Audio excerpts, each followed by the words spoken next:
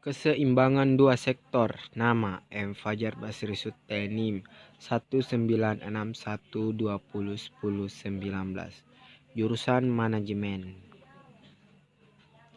Pendahuluan. Perekonomian dua sektor merupakan penyederhanaan dalam mempelajari sistem perekonomian secara keseluruhan. Keseimbangan dalam perekonomian dua sektor merupakan keseimbangan dari sisi pendapatan dan sisi pengeluaran yang dilakukan oleh sektor rumah tangga dan sektor swasta dengan mengabaikan sektor pemerintah dan sektor luar negeri. Ciri-ciri aliran pendapatan dalam perekonomian dua sektor. Sebagai balas jasa kepada pengguna faktor produksi yang dimiliki sektor rumah tangga oleh sektor perusahaan, sektor rumah tangga akan memperoleh aliran pendapatan berupa gaji, upah, sewa, bunga, dan untung. Sebagian besar dari berbagai jenis pendapatan yang diterima oleh sektor rumah tangga akan digunakan untuk konsumsi, yaitu membeli barang-barang dan jasa-jasa yang dihasilkan oleh sektor perusahaan.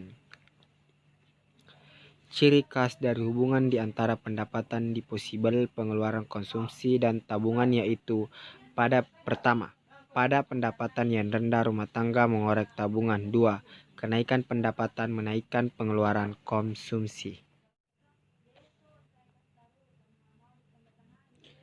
Kecondongan menabung marginal. MPS, Marginal Propensity to Save, atau kecondongan menabung marginal adalah perbandingan di antara perubahan tabungan dengan penambahan pendapatan disposibel. Nilai MPS dihitung dengan menggunakan rumus MPS (S)(YD). APS, Average Propensity to Save, atau kecondongan menabung rata-rata, adalah perbandingan di antara tabungan dengan pendapatan disposibel. Nilai APS dapat dihitung dengan menggunakan rumus APS sama dengan S. YD contoh 1 MPS tetap. Fungsi konsumsi dan tabungan. Fungsi konsumsi adalah suatu kurva yang menggambarkan sifat hubungan di antara tingkat konsumsi rumah tangga dalam perekonomian dengan pendapatan nasional, pendapatan disposibel perekonomian tersebut. Fungsi tabungan adalah satu kurva yang menggambarkan sifat hubungan di antara tingkat tabungan rumah tangga dalam perekonomian dengan pendapatan nasional, pendapatan disposibel perekonomian tersebut. Penentu-penentu lain konsumsi dan tabungan. A. Kekayaan yang telah terkumpul. B. Suku bunga. C. Sikap berhemat. D. Keadaan perekonomian. E. Distribusi pendapatan. F. Tersedia tidaknya dana pensiun yang mencukupi. Investasi. Investasi atau investment adalah bagian dari tabungan yang digunakan untuk kegiatan ekonomi menghasilkan barang dan jasa produksi yang bertujuan mendapatkan keuntungan. Jika tabungan besar, maka akan digunakan untuk kegiatan menghasilkan kembali barang dan jasa produksi. Tabungan akan digunakan untuk investasi.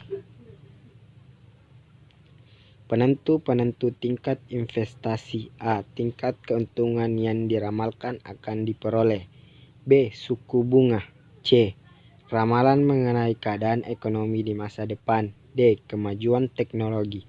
E. Tingkat pendapatan nasional dan perubahan-perubahannya. F. Keuntungan yang diperoleh perusahaan.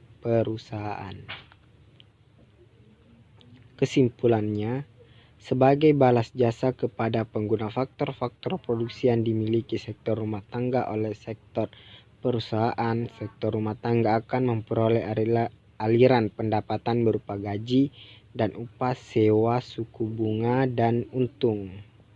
Sebagian besar dari berbagai jenis pendapatan yang diterima oleh sektor rumah tangga akan digunakan untuk konsumsi, yaitu membeli barang-barang dan jasa-jasa yang dihasilkan oleh sektor perusahaan. Sisa dari berbagai jenis rumah tangga tidak digunakan untuk pengeluaran konsumsi akan ditabung dalam badan-badan keuangan.